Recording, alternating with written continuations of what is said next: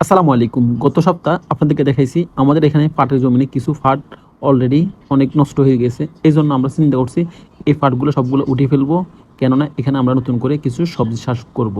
এজন্য আমরা আজকে পাটের জমিনে চলে এসেছি ফাটগুলো উঠাবার জন্য।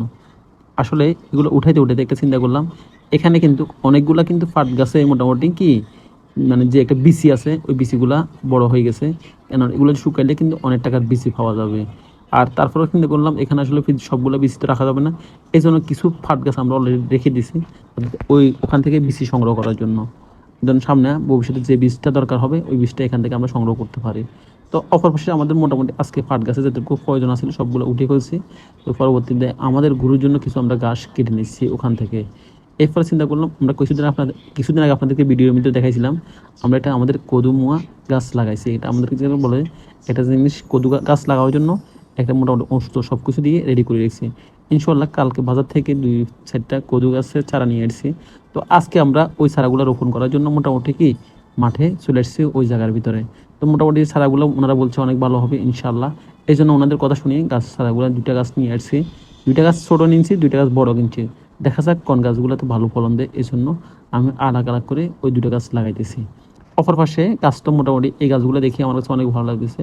অপর পাশে রাস্তা দিয়ে একটা লোক হেঁটে যেতেছে, উনি বলতেছে মাশাল্লাহ আমরা যদি এখানে ফলন ধরে তাহলে আমাদেরকেও একটু দিন। তো আমি বলছি ইনশাল্লাহ ফলন দিলে অবশ্যই খাবেন, এখান থেকে নিয়ে যাবেন, সবার জন্য ইনশাল্লাহ উন্মুক্ত। আর অপর পাশে কিন্তু আমাদের যে রাস্তার পাশে অনেকগুলা ঘাস বড় হয়ে আছে, এই জন্য চিন্তা করছেন আজকে গরুর জন্য কিছু ঘাস আমরা কাটে নিয়ে আসি। সব প্রত্যেকদিন জমিন থেকে ঘাস কাটা হয়, কিন্তু আজকে চিন্তা করছি ঘাসের জমিনগুলা নিজেরা কাটে নিয়ে যাবো।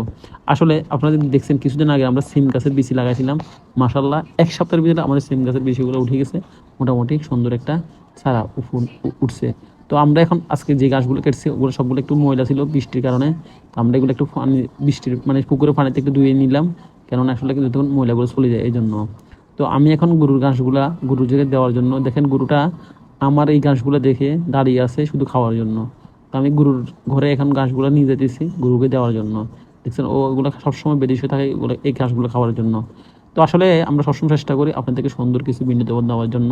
সবাই আমাদের জন্য দোয়া করবেন, আর বিশেষ করে আমাদের খামারের জন্য দোয়া করবেন যেন সবসময় খামারের উন্নতির দিকে হাঁটতে পারে। আর আমাদের ভিডিওগুলো যারা দেখে থাকেন অনেক সময় বলতেছেন এখান থেকে অনেক কিছু শিক্ষণীয় নয়, আসলে শিক্ষণীয় আমরা আস্তে আস্তে তৈরি করবো ইনশাল্লাহ। গুরুর যে সমস্যাগুলো আছে আমরা আস্তে আস্তে আপনাদের সামনে সবগুলা আপনাদেরকে দেখাবো। তো আমরা একটা সবসময় বিশেষ করে আমাদের যে ঘাসের জমিনগুলো আছে এগুলো নিয়ে আমরা এখন কাজ করতেছি ইনশাল্লাহ। আসসালামু আলাইকুম। আমাদের গুরুগুলোর জন্য সবাই যেন আমাদের খামারটা দিন দিন উন্নতির দিকে যায়, এই জন্য সবার কাছে দোয়া হচ্ছে।